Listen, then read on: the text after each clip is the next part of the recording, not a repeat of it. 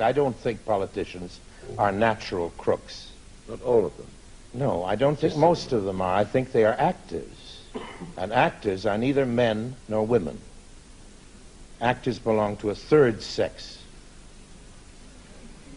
Actors are actors. And one aspect of it is the political game.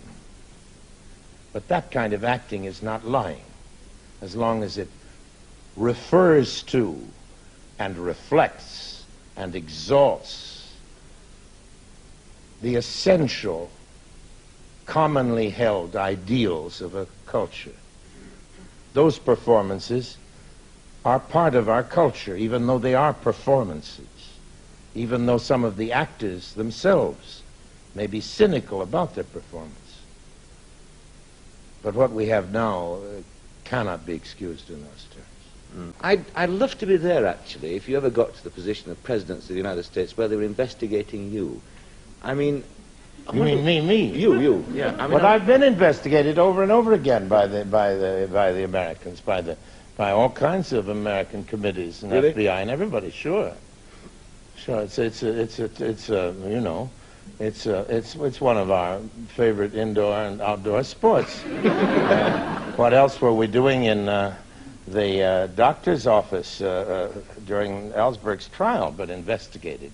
Yes. You know? Yes. My trouble during the investigation period, what I was being investigated a lot was during the time of the anti-American McCarthy period, you see. Yeah. And I never got to testify because I kept begging to be allowed to.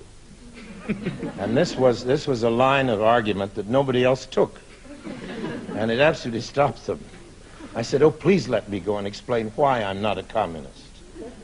Well, we'll let you know, you know. Then one of them earlier in the day, there was one congressional committee which was run by a fellow called Dyes, who ended up in jail for one of those minor crimes that seem to tempt our people in elective office. And he was a strong patriot. He wrapped himself in the American flag as fully as it was possible to do. And he had an un-American, or whatever it was called, affairs committee long before McCarthy started. And he sent a few louts over to see me in my office in Hollywood.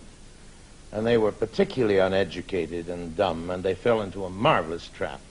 Because they said to me, are you a card-carrying communist? Of course, I've never been even faintly pro-communist, but I am on the progressive side, as I imagine you've guessed. But I said, will you define what a communist is? And this is when they fell in the trap. They said, what do you mean? I said, well, just, I want to answer your question honestly. How can I answer your question if you don't tell me what you mean? Well, what's communist? Well, I guess it's where whatever you make goes to the government. I said, well, I'm 86% communist. The rest is capitalist. That's the income tax that one pays to America. Have you ever been bugged? Oh, yes, but that was by Harry Cohen. That was by the head of a movie studio in my office. And he had me bugged in such an obvious way that I used to come in. I had a radio program every week in those days. And I used to come into my office in the morning. I'd say, good morning, everyone. This is Orson Welles' office, welcoming you to another day of fun and laughter and so on. And then when the day would end, this is Orson Welles signing off. We'd play a little music and so on. And treated it like a radio show. And Harry Cohen got rather angry about that because he thought the buggee ought to take it seriously. Yeah. Buggee. Yes. When I ran the federal theaters in the days of the WPA, we were all bugged, of course, and our phones were in those days. It's hard to imagine anything more primitive than Watergate or the disappearing tapes that we're faced with today, but it was so primitive then that you could hear buzzing and screeching on the phone when they were listening.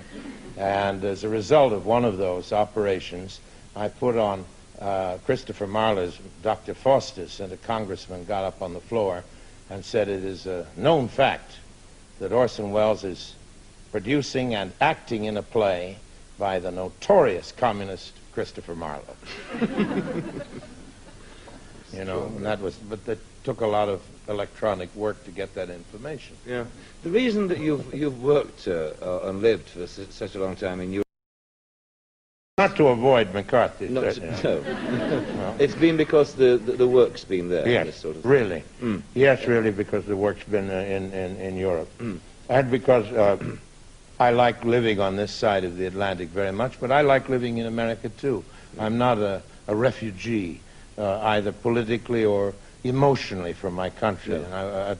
And I'm neither very hot about nationalistically inclined, because I hate that in anybody. I do truly believe that patriotism is the last refuge of the scoundrel. Yes. And I don't feel that way, but I'm very happy in America.